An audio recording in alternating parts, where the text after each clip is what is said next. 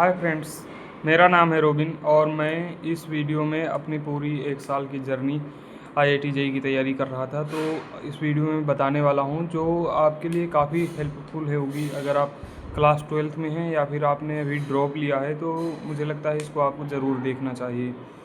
तो class 12th में मैंने कुछ भी तैयारी नहीं की। इस वीडियो में मैं हर चीज़ बताऊंगा कि मैंने कहाँ पर गलतियाँ की और क्या गलतियाँ मुझे नहीं करनी चाहिए थी और क्या मैंने सही काम किया।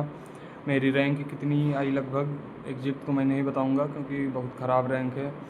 तो क्लास 12th में मैंने बिल्कुल भी तैयारी नहीं की थी। मैं हिंदी मीडियम स्टूडेंट हूँ और फिर जब मैंने पीडब्ल्यू से ऑनलाइन बैच लिया, पढ़ाई करना शुरू किया वहीं से। और शुरू में काफ़ी एक्साइटेड था और क्लासेस भी अच्छी चल रही थी। शुरुआत के लगभग 8 से 10 महीने बहुत अच्छे से गुजरे। लेकिन उन बहुत अच्छे से उन महीनों में जो मतलब 8-10 महीने गुजरे थे, उनमें मैं एक गलती ये कर रहा था कि मैं टेस्ट बहुत ही कम दे रहा था। लगभग महीने में एक या फिर 2 टेस्ट दे रहा था। ये मेरी सबसे बड़ी गलती थी।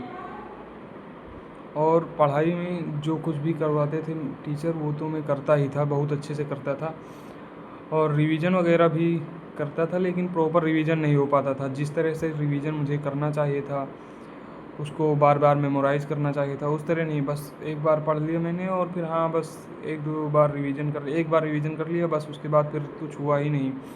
फिर डायरेक्ट एग्ज़ाम करीब आ गया था, फिर 1-2 महीने पहले हुआ था। तो फिर शुरुआत में 21 अप्रैल से मेरी क्लासेस शुरू हो गई पढ़ाई की। तो शुरुआत में वो केमिस्ट्री पढ़ा रहे थे, ऑर्गेनिक केमिस्ट्री पढ़ा रहे थे।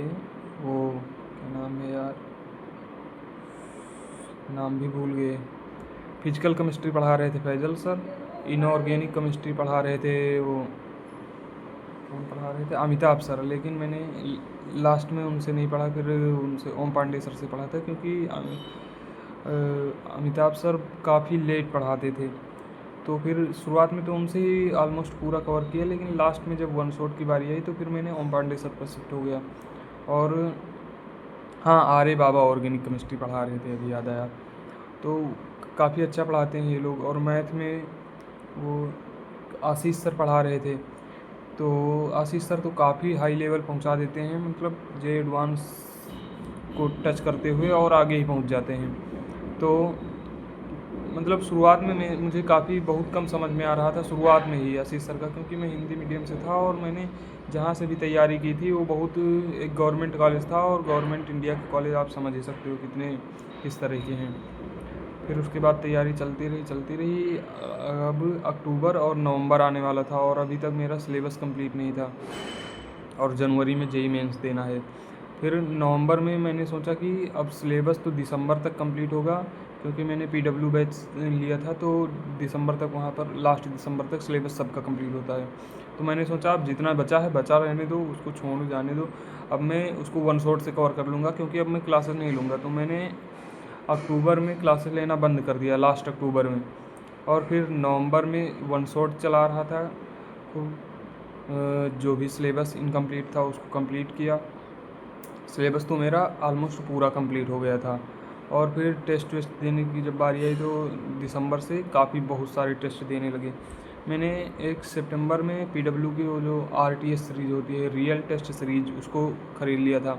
उसने मुझे काफ़ी हेल्प की, बहुत मदद मिली उससे। अगर मैं उसको नहीं ख़रीदता तो मेरा शायद सिलेबस भी कंप्लीट नहीं होता, क्योंकि मैं खुद से वन शॉट देखकर कंप्लीट कर रहा था।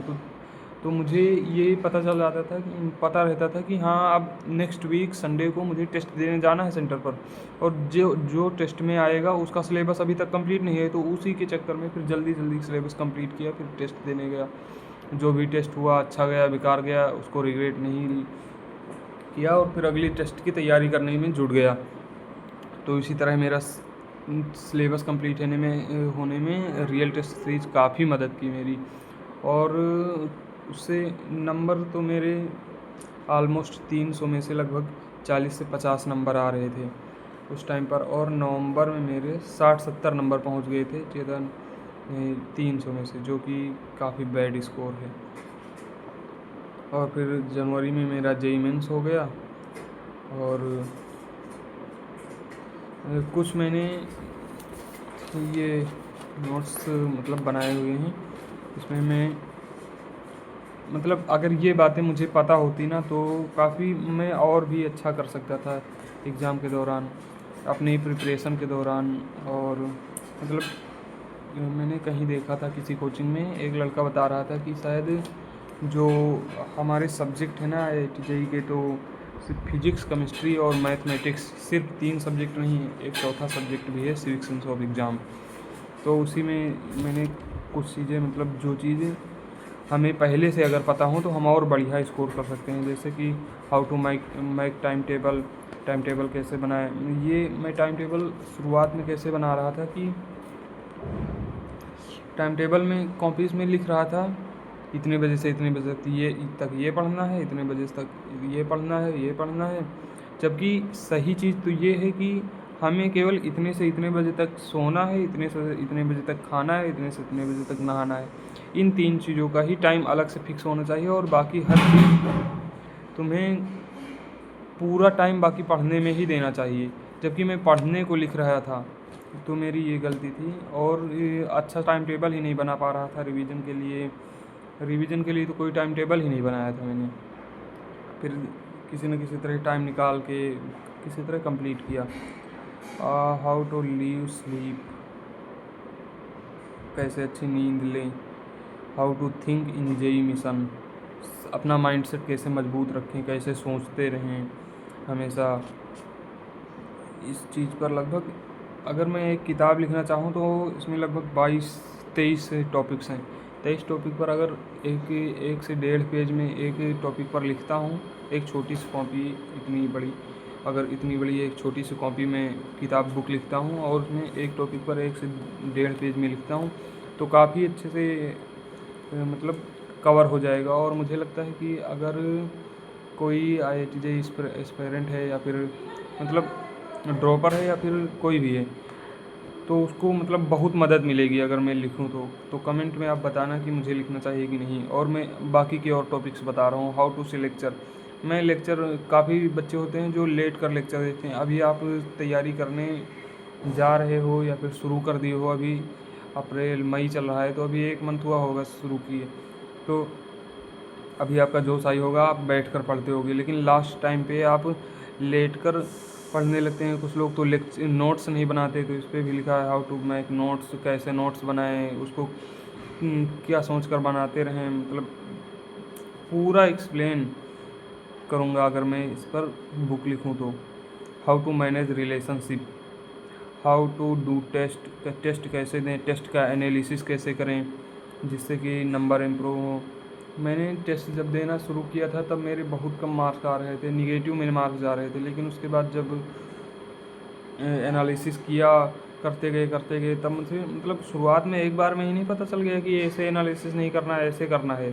वो किस टॉपिक से क्वेश्चन आ रहा है बार बार, कौन से टॉपिक से नहीं आ रहा है, उसको इग्नोर करना है।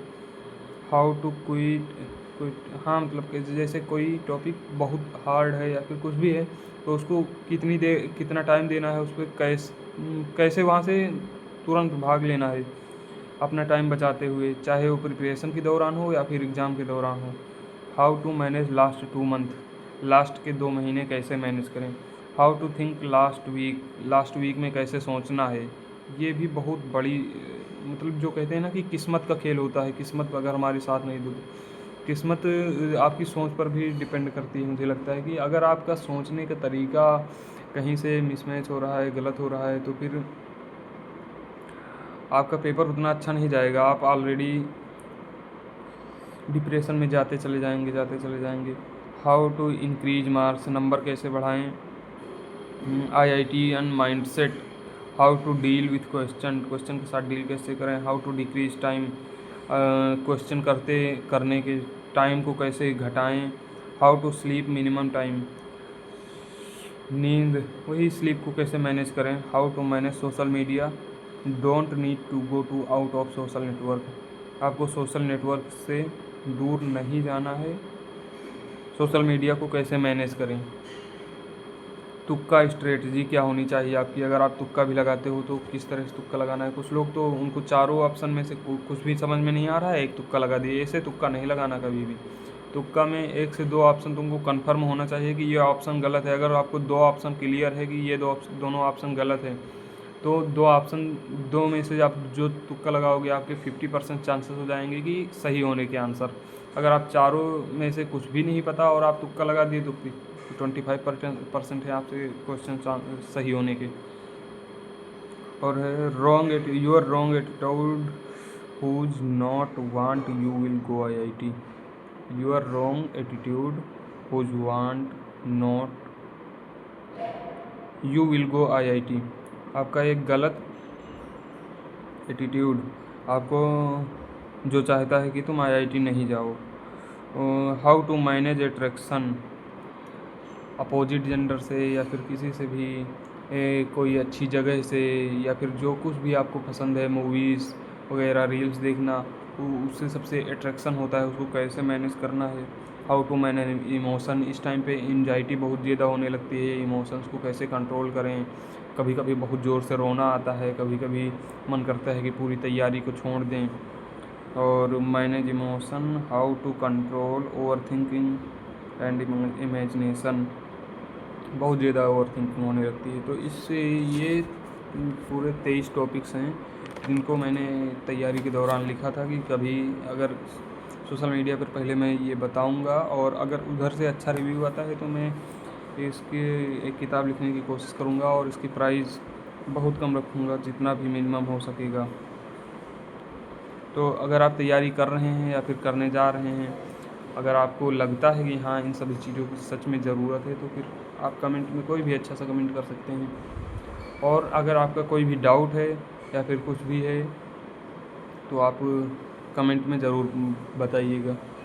और मैंने सबसे बड़ी गलती ये करी थी कि मैं हिंदी मीडियम से था, और मैंने सोचा कि यार जब इंजीनियरिंग करने जा रहा हूँ तो फिर मैं कब तक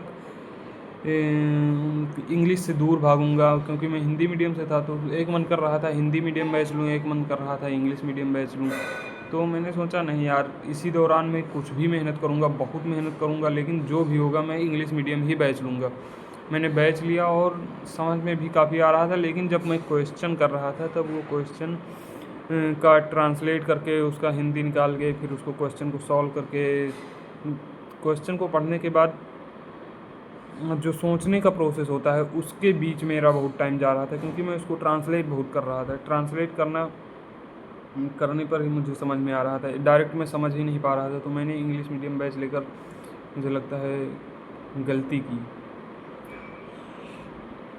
ठीक है, मेरी रैंक लगभग है इतनी है कि स्टेट गवर्नमेंट कॉलेज मिल जा रहा है, NIT वगैरह नहीं मिल रहा है। ठीक है, मुझे अपने JEE की जर्नी पर पछतावा भी नहीं है कोई, क्योंकि जब मैं क्लास 12 कंप्लीट किया था तो फिर मैंने JEE कप का एग्ज़ाम दिया था। उसमें मेरी काफ़ी अच्छी रैंक आई थी, मुझे हर ब्रांच मिल रही थी, कंप्यूटर साइंस मिल रही थी, एयरक्राफ्ट मेंटेनेंस मिल रही थी, इलेक्ट्रॉनिक मिल रही थी, मतलब एवरीथिंग हर ब्रांच मिल रही थी। लेकिन पॉलिटेक्निक के लिए JEE कप एग्ज़ाम आपने सुना होगा, जैसे WBJEE होता है उसी तरह JEE कप होता है। तो अगर आप उस एग्ज़ाम को JEE कप देना चाहते हो तो अभी 17 मई तक लास्ट डेट है, उसको आप फॉर्म भर सकते हो। और पॉलिटेक्निक के लिए एक बेस्ट कॉलेज लखनऊ में या फिर जहाँ से भी आप देख रहे हो अपने स्टेट में ले सकते हो।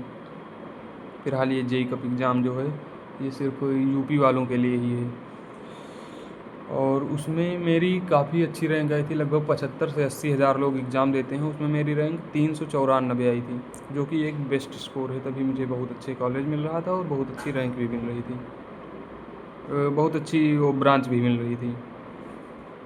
तो ऑलरेडी मैं उसमें सेलेक्ट हो चुका हूँ, लेकिन मुझे कहते हैं ना कि क्या कहते हैं, कैसे मारते हैं शायरी, दिल लगा चुड़ैल से तो परी किस काम की। हाँ यही है शायद।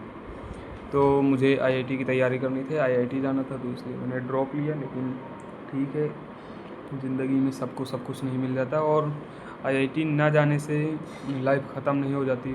फिर भी बहुत अच्छे रास्ते हैं। क्या नाम है, ध्रुव राठी हैं जो IIT नहीं जा पाए, अलख पांडे सर हैं हमारे सबसे बड़े उदाहरण हैं।